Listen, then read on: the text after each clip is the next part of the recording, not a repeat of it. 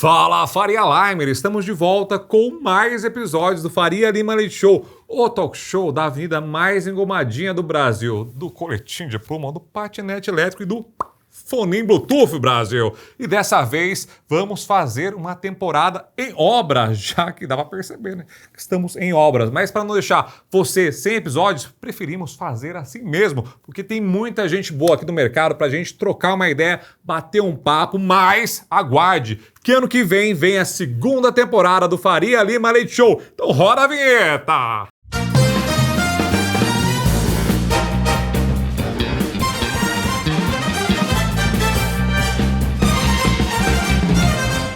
Fala, Faria Alarmers! E hoje eu tô com um cara aqui incrível, Brasil. O fundo dele performou quase 30% nos últimos tempos. Por ano, eu tô falando, não é durante o tempo, não. Tô com ele, Ivan Barbosa, que é fundador do Fundo Ártica e ele também toca toda essa parte de gestão. Então ele é gestor e fundador da Ártica. Ivan, arigatou por ter vindo aqui no Faria Lima Leite Show. A agenda de gestor é meio maluca, muito corrida, né? Muito obrigado por ter vindo aqui para dar uma entrevista. Eu que agradeço o convite. Prazer estar aqui. Demais. Ivan, e o seu fundo, a gente sabe que ele não é um fundo de small caps, né? Mas a gente tem umas posições menores, ou de empresas menores, né? Você foca nesse tipo de empresa necessariamente ou não?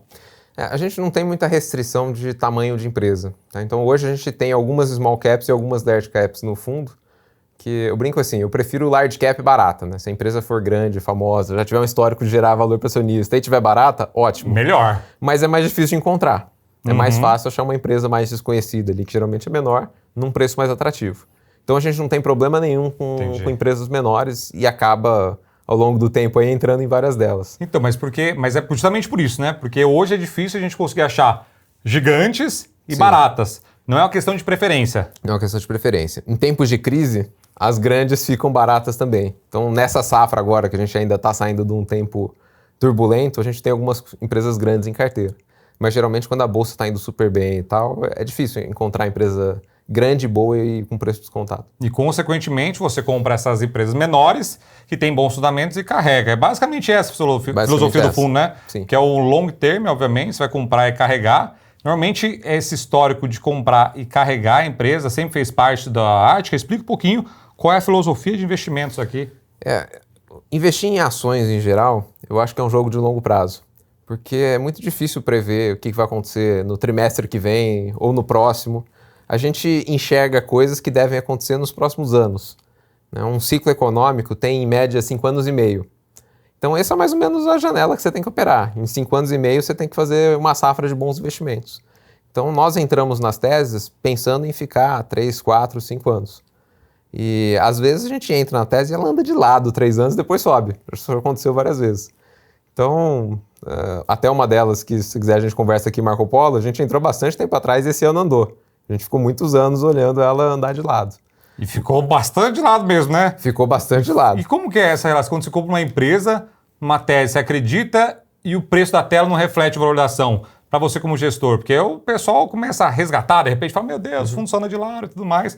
Mas quando dá aquela explodida também, o pessoal não dá necessariamente crédito. Fala, nossa, que jogada linda, maravilhosa, carregou durante anos. Tem essa dificuldade, sim, porque enquanto a tese não andou, né? Você não viu o preço refletir o que você imaginava que ia acontecer, você não tem certeza se você está certo ou não. Então a gente fica acompanhando o que está acontecendo com a empresa, né, e entendendo se o gatilho de valor que a gente enxergou quando a gente entrou na tese ainda existe lá. Às vezes eles aparecem. A empresa tem desde tese errada até deu azar, né? Azar existe na vida, nenhuma tese é blindada. Então você tem que ir ao longo do tempo observando e pensando, a tese ainda está de pé? No caso de Marco Polo, por exemplo... já qual é a tese que foi da entrada da Marco Polo? Porque não é a empresa que está nos holofotes, né? Sim. Pegar essa história aí que é boa, que é um bom exemplo de andou de lado muito tempo e depois subiu. Nós entramos nela no finalzinho de 2019, comecinho de 2020. Nós compramos os primeiros lotes de ações. E qual que era a tese lá atrás? Essa indústria teve um boom em 2013 por causa de uma linha de financiamento subsidiado do BNDES para renovar a frota de ônibus do Brasil. Teve alguns anos recorde de venda lá atrás e depois entrou num longo inverno, que veio desde 2015, 2016 até 2022. E isso fez com que a frota de ônibus brasileira ficasse muito velha. Então essa frota costumava ficar um pouquinho abaixo de 10 anos, ela já estava em 11 e pouco quando a gente entrou. E a tese era, olha, o ônibus velho quebra, dá problema, a empresa não gosta, os operadores de ônibus não trocam porque sai um ônibus mais legal novo, troca porque o antigo está dando problema, são trocas técnicas. Então essa idade acima do normal vai gerar pressão de compra e em algum momento a demanda vai vir. Aí veio pandemia. Isso eu ia falar, você comprou achando que era o final do inverno, aí do nada esfriou tudo de novo. Ela até chegou a subir um pouquinho, veio a pandemia, a gente não sabia que ia ter pandemia, não sabíamos o tempo que ia demorar, então a gente ficou na tese. E durante a pandemia a gente foi acompanhando quando que a demanda de passageiros voltava, quando as pessoas voltavam a usar ônibus no patamar normal. Isso aconteceu no segundo semestre de 2021. Então nós aumentamos a posição 5 ou 6 vezes o tamanho original no segundo semestre de 2021. Estourou, né? Estourou, mas assim, 2022 ainda foi ruim, porque tinha um problema de falta de semicondutor, que toda a indústria de carros, ônibus está no meio do caminho aí. Também teve problema de falta de peça. E eu sabia que ia se resolver mais ou menos ali 21, 22, foi final de 22 resolveu. Demorou mais também do que a gente imaginava. Então, mas tem uma parte legal, até antes, se você puder explicar pra gente, essa parte de você analisar as demandas de ônibus. Parece que rodava um robozinho nos sites lá, né? Sim, a gente fez um algoritmo que ele entrava em site de venda de passagem e naquela tela que você escolhe onde você quer sentar, ele contava quantos assentos estavam ocupados e fazia isso para metade das rotas entre as cidades relevantes do Brasil. Então a gente tinha um indicador diário de qual que era o percentual de utilização dos assentos de ônibus. Isso eu achei surreal quando você fala. Uma coisa que também foi importante para a tese, nós conversamos com vários compradores de ônibus das empresas que operam as linhas rodoviárias, para entender o que eles achavam da empresa, que a empresa tem metade do mercado brasileiro. E tem essa metade há muito tempo, né? Isso normalmente é um indicador que o setor tem barreira de entrada, quando tem um player dominante por muito tempo, com um market share muito grande. Mas uma dúvida que a gente tinha era de prêmio de preço. Marco Polo é mais caro que o resto. E como é que isso ia evoluir ao longo do tempo, se ele ia continuar tendo esse prêmio de preço. Aí ninguém melhor para falar se faz sentido pagar mais caro ou não do que as pessoas são profissionais em comprar ônibus. A gente buscou entender com eles o processo de compra de ônibus, para confirmar isso, que é uma troca técnica. E nossa principal dúvida era, por que você topa pagar 10, 15% mais caro no ônibus da Marco Polo? E a resposta nem foi muito cirúrgica assim, mas falam que o ônibus é melhor e quando você vai vender ele usado, ele tem um preço melhor do que se você comprar um ônibus de outra marca, porque ele dura mais tempo na mão do segundo comprador. Entendi. Então Secundário é forte. Esse prêmio de preço você recupera quando você for vender o ônibus usado. Que doideira, né? E todo mundo fala a mesma coisa, ninguém sabe explicar. Você achou mais ou menos um consenso? Sim. E aí, quintuplicou não, né? Botou 6 vezes mais dinheiro no Marco Polo. Sim, a gente concentrou mais lá. E, enfim, teve o ano de 2022 que também ficou mais parada a indústria por falta de semicondutor. E em 2023 que deslanchou. Que hoje qual que é a configuração da indústria? Existe essa pressão de demanda, os operadores de ônibus precisam comprar ônibus novos. Não existe capacidade fabril no Brasil para produzir o número de ônibus que é necessário. Então o pessoal aumentou o preço e está vendendo no máximo. Então está batendo recordes históricos de lucro. E tem gente que ficou com a impressão que já subiu muito e tal, mas o dado importante em 2022 foram vendidos mais ou menos 15 mil ônibus. O ponto de equilíbrio para a frota ficar com a idade parada é 21 mil ônibus, mais ou menos.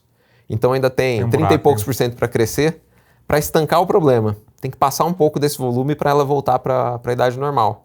Então a indústria ainda vai expandir capacidade, ainda vai ter alguns anos bons. Essas empresas, para um gestor, por exemplo, para um fundo, ela não traz muito mais volatilidade para o fundo? Você utiliza algum fundo de algum instrumento para fazer algum tipo de hedge, de volatilidade? Traz volatilidade. O nosso fundo nem é tão volátil assim. Ele é menos volátil que o Ibov. Mas porque a gente escolhe operações que costumam ser não tão emocionantes assim. Nesses últimos 2 anos, tudo foi emocionante, Tudo variou. Mas eu não tenho muita preocupação com volatilidade. Esse é um conceito fácil de explicar e difícil de absorver de verdade. Mas imagina assim, se for comprar um carro, você foi lá e comprou o carro, achou que o preço estava bom, comprou lá seu carro com 20% de desconto. Aí, um mês depois, o carro está com 50% de desconto em algum lugar. É difícil você ficar triste, falar, nossa, eu perdi dinheiro e tal. Você fala, poxa, eu podia ter comprado depois mais barato ainda, mas estou aqui, estou usando meu carro, estou passeando. Assim, a compra que eu fiz foi uma decisão racional. O carro está ok, não é que o carro pegou fogo. Se o carro pegar fogo, aí é problema, mas tá lá, foi uma boa compra ainda. Então, assim, o preço que está no mercado, alguém comprando alguma coisa, não deveria ser tão determinante assim para se você fez uma boa compra ou não. Quando a gente entra numa tese, eu estou olhando no fluxo de caixa que a empresa pode gerar no futuro. Enquanto isso estiver preservado, assim, a Marco Polo está lá, está indo bem, está gerando lucro. O que acontece se ela cair de preço? Eu perdi dinheiro? Não, assim, se eu segurar ela, eu vou ter o fluxo de caixa que eu queria ter para mim quando eu comprei. Né? Se for muito para cima, se triplicar de preço, aí ótimo, a gente vende e passa para o próximo, mas você não perde dinheiro necessariamente porque o negócio ficou um pouco mais barato depois. E como a gente costuma comprar quando o mercado está em estresse, assim, quando é que você compra empresa boa, barata? Não é quando está tudo ótimo, né? Céu azul, economia pujante, pessoas felizes, não é esse momento que as ações estão baratas.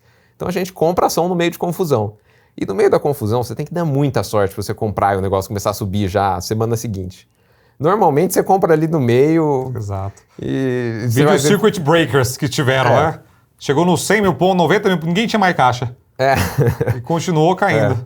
Então a gente já compra com uma expectativa assim, pode cair mais um pouco sim, mas o preço que eu estou pagando faz sentido. Né? Enquanto o negócio, a empresa em si estiver saudável, estiver performando da maneira que a gente imaginou, é isso que importa de verdade. E o preço a gente espera, porque, em última instância, o que gera teu retorno são os dividendos e o teu ponto de saída. O caminho do preço, enquanto você foi dono da ação, não importa muito. O que dá para olhar, então, pensando no longo prazo? Né? Por exemplo, a gente tem a Multilaser, foi um case que vocês têm de sucesso. Ainda não em números, né? já falo, não no preço, mas é uma empresa que eu vi até você falando sobre o case do mouse de R$ 9,90, mas também tem mouse de R$ 1.000, que de repente as pessoas não enxergam, assim como a Positivo, por exemplo, hoje faz milhões de coisas, o pessoal só olha aqueles notebooks antigos lá atrás, que eram ruins até então. Se pudesse explicar um pouquinho, misturar um pouquinho da tese e o que a pessoa física, por exemplo, pode dar uma olhadinha em determinadas teses para aplicar o dinheiro delas ou não. Legal. Não sei se é o melhor também, né? Você pode falar da Porto Seguro também. Qual que é a melhor para encaixar num case mais geral? A Porto Seguro é um case mais fácil. Né? Eu vou falar dela primeiro, que é pode mais ser mais rápido fácil de entender também, né? Eu acho, a Porto Seguro. A Porto Seguro é uma empresa historicamente muito boa. Né? Desde o IPO ela gerou muito valor para os acionistas, é líder do setor de seguros. Hoje, a grosso modo, é metade seguro de carros e o resto é seguro de saúde, seguro de vida, patrimonial, tem outras coisas ali dentro. E tem uma parte de crédito, né, de parte de banking. O principal, que é o seguro de auto, sempre foi uma operação boa e sofreu uma chacoalhada durante a pandemia, que é fácil de entender por quê. O preço do seguro é calculado em função de quanto que a seguradora gasta com acidente de carro, a grosso modo. E na pandemia, como os carros estavam circulando muito menos, eles não estavam batendo uns nos outros e esse custo caiu muito. Aí todas as seguradoras, não foi só a Porto, começaram a vender seguros mais baratos, porque o custo dela estava muito mais baixo. Aí quando passou a pandemia e os carros voltaram a andar nas ruas, eles voltaram a trombar uns com os outros e esse custo subiu muito. Só que ela estava com uma safra de apólices vendidas num preço baixo. Então a indústria tomou uma apertada em rentabilidade. Quando ela tomou essa apertada em rentabilidade, o preço da ação caiu. Nós olhamos e falamos, poxa, seguro tem um prazo de 1 ano. Então, no limite, se ele tivesse vendido tudo um dia antes de começar todos os acidentes a acontecerem de novo, em 1 ano esse negócio foi embora e ela vai voltar para a rentabilidade normal. Né? O que ela tem que fazer é ajustar preço.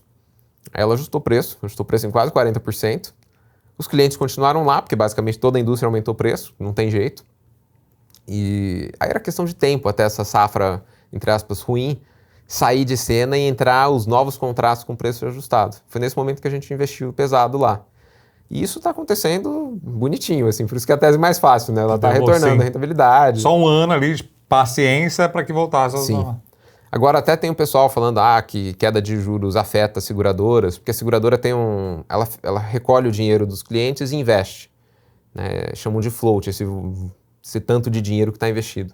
E, teoricamente, se os juros caem, esse tanto rende menos.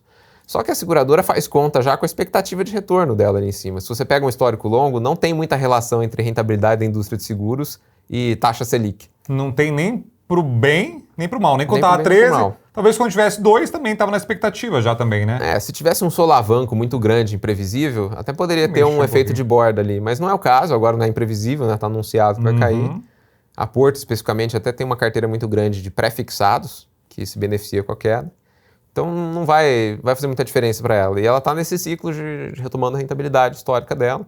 Os negócios estão indo super bem, crescendo pra caramba, sinistralidade baixa. Antes de entrar em boa. multilaser também, acho que talvez um caso é o Caixa de Seguridade também, né?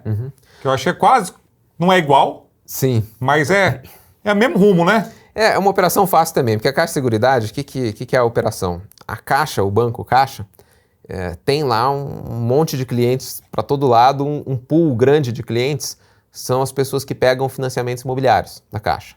E esse mercado é quase cativo, porque o custo do dinheiro da Caixa é muito baixo, é subsidiado.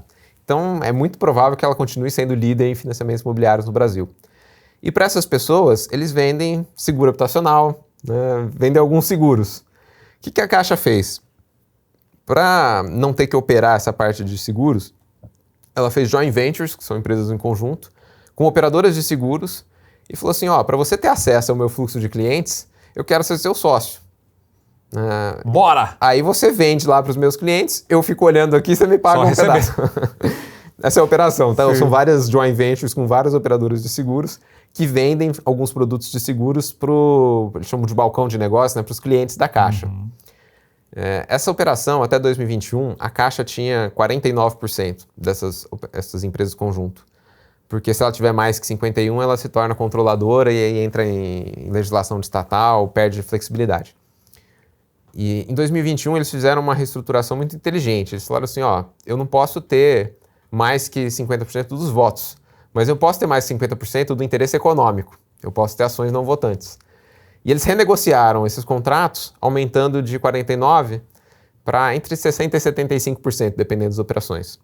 Então eles vão passar a ganhar mais, um pedaço maior ali do dinheiro que essa operação gera, num ciclo bastante longo. Tem alguns seguros que são vendidos para 10 anos. Então, devagarzinho, esse negócio vai migrar para os contratos novos. E por que a gente entrou? É uma operação super estável, né, bonitinha ali, roda que nem um reloginho, que esse crescimento extra pela renovação dos contratos em termos melhores, a gente achou que não estava totalmente precificado. Tem um boost de crescimento porque é safras novas de seguros entrando, onde a Caixa recebe um percentual maior do resultado econômico da operação. Ainda está precificado? Só para saber, tá no tempo ainda? Ela não tá cara ainda não. Não tá cara? A gente tá lá, né? Se tivesse cara eu tinha saído, tinha vendido. Então ainda faz sentido. Eu não gosto de dar call, assim, vai lá e investe, né? Porque Exato. o preço da empresa, o valor da empresa correto vai mudando ao longo do tempo e tem a hora de sair também. Mas assim, nós estamos posicionados ainda na tese. E também tem um potencial de aumento ali de resultado da operação, que é aumentar financiamento imobiliário. Mas agora vamos pro case da Multilaser? Multilaser. Porque esse é mais difícil de explicar, né? Esse é mais difícil de explicar, mas vou começar aqui. As pessoas associam muito à empresa a marca Multilaser de acessórios de informática. Então, um primeiro ponto aqui, um esclarecimento, a Multilaser não faz só isso. Esse é um pedaço braço, muito pequeno do portfólio atual. O que a Multilaser faz? Ela, em essência, importa coisas da China, que a China produz com mais eficiência que a gente, que é praticamente tudo que você possa imaginar. Qualquer coisa. Tem algumas categorias de produtos que existe incentivo fiscal para produzir aqui no Brasil. Então, isso a Multilaser produz. Tá? Muitas dessas produções são importações de peças e montagem aqui. Então, ela tem linhas de montagem de vários eletrônicos. E vende isso para varejistas. Mas para dar uma noção aqui de quão grande é a coisa, o portfólio da Multilaser tem mais ou menos 7 mil produtos, 7 mil SKUs que eles falam, né? Que mudou a cor do produto, muda a SKU, mas são milhares e milhares de produtos. Então o teclado, o mouse, a caixinha de som, o monitor que o pessoal lembra, é um segmento específico de uma marca específica. Que tem incentivos fiscais para produzir aqui. Mas a Multilaser opera 40 marcas, e salvo engano, acho que 26 são marcas dela. Então, eu sempre dou o exemplo do mouse, né? Tem um mouse da Multilaser que custa R$ 9,90. E tem um mouse que a Multilaser vende, que é da Razer, que é uma marca de gamers, que custa R$ 1.000 e tantos reais. Eu não tenho ideia do que aquele mouse faz. Eu nunca tive um desse, nunca terei, porque é muito caro. Eu também. Vou até ver, porque eu achei que eu ia ter um mouse caro. Se eu comprei um de R$ 600 que gira do ladinho aqui, tá ligado? MX, comprei. E é bom pra caramba. Tá com de 1.000 agora. Mas tem todo esse espectro, né? Então ela tem Sim. desde o mouse ultra premium até o mouse muito barato para pessoa que quer gastar o mínimo possível no mouse. Então, assim, o mouse de R$ 9,90 é super bom? Assim, não existe milagre no mundo, né? Funciona, é um mouse. Né? O super bom é o de 1.000 e pouco. Exato. Né? Mas isso hoje são poucos pontos percentuais. Assim, toda a categoria de acessórios para computador não é nem a principal da Multilaser. Ela vende coisa de computador, vende coisa de infraestrutura de rede para operadoras de telecom, vende produto de cachorro, produto infantil, equipamento de ginástica, vende moto elétrica, vende artigos para casa, tipo eletroportáteis. O portfólio é gigantesco. Né? Tem várias marcas, as 14 que não são delas, são parcerias com marcas geralmente famosas globalmente. Então ela vende drones, por exemplo, de uma empresa que chama DJI, que é super famosa em drones. A Multilaser vende DJI no Brasil? Sim, é representante exclusivo da DJI aqui no Brasil. Caraca! E... Tá crescendo um agro agora a DJI, com um dronezão maluco. O que é a pedra que fundamenta a operação da Multilaser, né? A China tem que continuar sendo um produtor de coisa barata, porque ela tem toda uma cadeia de desenvolver produtos na China e trazer para cá de uma maneira eficiente. Mas eu acho que a China vai continuar produzindo muita coisa. Mesmo com essa tese aí de tirar um pouquinho da China, por décadas ainda, a China vai continuar sendo o pulmão fabril do mundo. E quem que são os clientes da Multilaser, né? São 30 e poucos mil pequenos varejistas.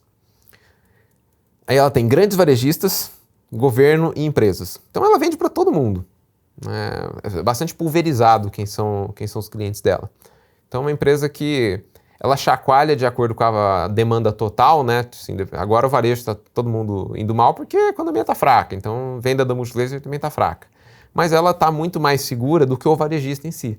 Porque ela não precisa que um varejista especificamente venda alguma coisa. Ela precisa que alguém venda alguma coisa que ela está fornecendo. Né? E geralmente ela é a opção mais barata para a categoria de produtos que você focar. Então o mouse comparável com o dela de R$ 9,90, talvez um competidor custe 15. Ela costuma ser 10, 15% mais barata na maior parte dos produtos. E o que aconteceu? O que é o problema? Né? Falar da coisa ruim agora.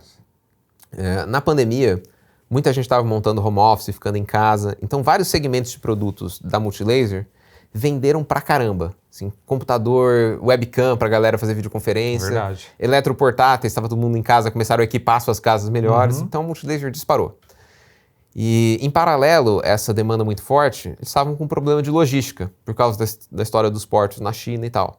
Então, eles estavam com um estoque maior do que o normal para aguentar problemas de logística e ainda ter produto para distribuir. E foram nessa toada, né? Tava vendendo super bem, eles estavam lá com o estoque gigante vendendo. A hora que o mercado virou, eles estavam com o estoque gigante. E aí não está mais saindo produto. Né? E eles tomaram uma decisão de queimar o estoque, porque se você fica com estoque de produtos tecnológicos por muitos anos, ele vai cada vez mais perdendo valor. Você não consegue nem queimar aí, né? Não consegue nem queimar. Eles tiveram um problema com celulares, por exemplo, que estão vendendo com prejuízo e não tem jeito. Né? Ou vendia agora com prejuízo, ou daqui a alguns anos não ia vender por nada. Né? E essa queima de estoque foi muito agressiva e causou um prejuízo que nos últimos 12 meses está 700 e poucos milhões de prejuízo, que é muito grande para uma empresa desse tamanho. Mas o que a gente está olhando hoje? Né? Por que a gente ainda gosta da tese? Assim, esquece esse problema por um momento e olha se a empresa é boa ou não num espaço de tempo mais amplo. Né? Nos últimos 10 anos, a Multilaser cresce mais ou menos 20% ao ano, com um retorno sobre o capital investido de um pouquinho mais que 20%, que é excelente. E a empresa, quando o Alexandre, que é o CEO lá, assumiu a operação, ela faturava 30 e poucos milhões. No auge faturou 5 bi, agora está em 3,7, 3,8 bi. Cresceu pra caramba. É muita coisa. De um jeito rentável. Não é que ele captou com fundos de venture capital e queimou tudo. Ele não teve captação nenhuma, foi com dinheiro que a própria empresa gerou que ele foi crescendo. Então, assim, a empresa tem um bom histórico, os executivos que estão lá têm esse histórico de ter criado esse negócio, né? E assim, até esse grande problema era uma empresa boa. Aí, o que a gente olhou muito a fundo, né? Esse problema é recorrente ou é pontual? Para você falar que ele é recorrente, você deveria falar assim, bom, a Multilaser vai continuar comprando produto ruim e vendendo com prejuízo. Mas, poxa, nos últimos 10 anos que a gente tem visibilidade, ele não fazia isso. Né? E aí, os 10 anos que a gente não tem visibilidade, antes dos números que nós temos, a gente sabe que a empresa saiu de 30 e foi para centenas de milhões. Né? Então, assim, historicamente, ele opera bem isso. E, obviamente, ele está sabendo do problema, né? Está super disciplinado agora para comprar novos produtos. Estão tomando pouco risco de comprar coisa que tem risco de não sair. Eles têm que tomar até cuidado para não errar para o outro lado, de ficar com o estoque muito pequeno e começar a não ter produto, ter quebras de grade que falam, né? Do cliente pedir e você não ter porque você não comprou, porque você não queria ter estoque. Mas um problemão lá que tem que limpar. Hoje, isso é informação pública, tá? Não é porque a gente está olhando muito mais perto. Insider, né? A gente não é insider, isso aí foi falado na call de resultados. Eles têm lá 200 mil celulares de tecnologia antiga que eles vão vender com prejuízo. Então, aí cada um faz a conta de quanto que acha que vai ter prejuízo, mas vai ter um prejuízo ainda relacionado a esses celulares. O resto está mais ou menos ok. As outras linhas estão na margem normal. Então, tem esse restinho do problema para ser resolvido. E depois disso, o que a gente está acreditando aqui é que a empresa vai voltar para a média dela. No preço que está hoje, está muito barato. Essa aí eu falo tranquilamente, está muito barato. Ele não precisa nem voltar para a média dele. Se ele voltar para uns 70% da média, ficar abaixo do que ele fez historicamente, já vale a pena. O que é a filosofia deles lá? Traz um negócio da China que a gente consegue vender aqui num preço legal. O produto está dando retorno bom para nós? Ótimo, mantém. Está dando retorno ruim? Mata a linha de produto e traz outra coisa da China que a gente consegue vender num preço legal. Trox. E eu acho uma boa filosofia. Traz o que a China produz com eficiência e garante que a rentabilidade no produto, eles têm esse controle produto a produto. O produto está dando um retorno bom? Está dando retorno bom, então mantém. Mantém enquanto estiver dando retorno, ótimo. Aí, tá vendo, Tanakão? Olha quanta coisa vocês ouviram aqui, verdadeira aula. A gente tem que finalizando aqui já, mas é aula de case por case. Por isso eu sempre falo que o pessoal fica com esses mimimis através de fundo, fica com esse tal de preconceito, mas pessoas muito bem sucedidas, os japoneses atendem, vocês sabem, investem através de fundos. E eu queria só que você desse a última palavra, porque o tempo estourou, dá pra gente ficar aqui uns 200 horas aqui, mas por que o investidor pessoa física poderia considerar a Arctica no portfólio deles? Eu não gosto muito de ficar fazendo propaganda, assim, porque eu gosto do cliente que vem tendo consciência do que a estratégia pode causar, né? Mas você pode falar os pontos positivos, o cara pode esperar no meio do caminho, que volatilidade vai ter... Eu vou fazer um discurso soft aqui. Boa. Assim, que os investidores que investem conosco estão buscando, né? Nós miramos em o maior retorno possível no longuíssimo prazo. Então, eu invisto boa parte do meu patrimônio nesse fundo, o que eu quero para o meu próprio dinheiro, né? Que a rentabilidade em 5, 10 anos seja o melhor possível. Eu não estou feliz com o CDI, eu quero mais que o CDI. Eu não estou preocupado com curto prazo, nossas teses são de ciclos econômicos. Então, para investir com a gente, é o dinheiro que a pessoa pode deixar lá quieto por pelo menos uns 3 anos. Em janelas de 3 anos, a gente sempre performou bem. Assim, mês que vem, daqui 6 meses, não sei onde vai estar. Pode estar abaixo, pode estar em qualquer lugar. Então, essa é uma primeira coisa. E de dica geral, né, nós vamos investir com a gente, é entender que ações são um tipo de investimento, uma classe de ativos de longo prazo. Então não adianta investir querendo ganhar dinheiro mês que vem no próximo, que isso aí é cassino. Ficar tentando investir para ganhar dinheiro daqui a pouquinho, tentar fazer day trade, você vai perder dinheiro. Assim, profissional geralmente perde dinheiro fazendo esse giro rápido. Pessoa física praticamente não tem chance. Não aguenta, né? Você está competindo com máquina, com algoritmo, É uma loucura só esse mercado, tá vendo, Brasil? Por isso, vocês têm que considerar, olhem lá bonitinho, estudem também, entra lá no Twitter do Ivan para saber o que ele pensa sobre tudo e deixa aqui pro pessoal, pros Tanaquinhas aqui agora, quais são as redes sociais, onde eles te acham, onde acham a Arctica também, para ficar mais inteirado, ficar mais próximo também, porque esse contato é muito importante na hora da tomada de decisão. Nosso site é arcticainvest.com.br, então lá você consegue achar caminho para todo o resto.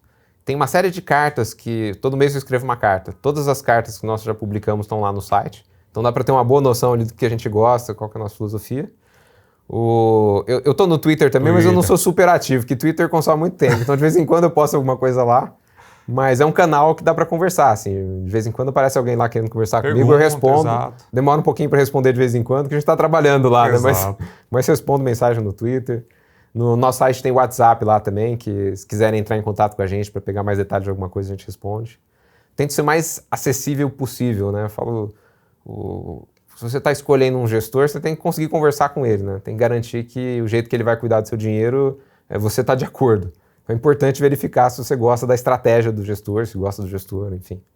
É isso aí, Ivan. Muito obrigado. Foi o Ivan Barbosa. Arigato de novo por ter vindo aqui. Obrigado, Denis. Dada essa aula, foi incrível. Então, invistam com consciência, porque o longo prazo se provou, né? Não só aqui no Brasil. O Brasil é mais ou menos. Mas nos Estados Unidos, por exemplo, se a gente colocar o S&P, foi o que mais performou, é o que todo mundo fala a longo prazo, é que o Warren Buffett colocaria o dinheiro dele 210 anos atrás, colocaria o dinheiro da mãe dele, inclusive, para deixar correr. Então, as ações no longuíssimo prazo sempre foram muito bem. É isso, Ivan? Perfeito. Então, dá um beijinho. Tchau, gente!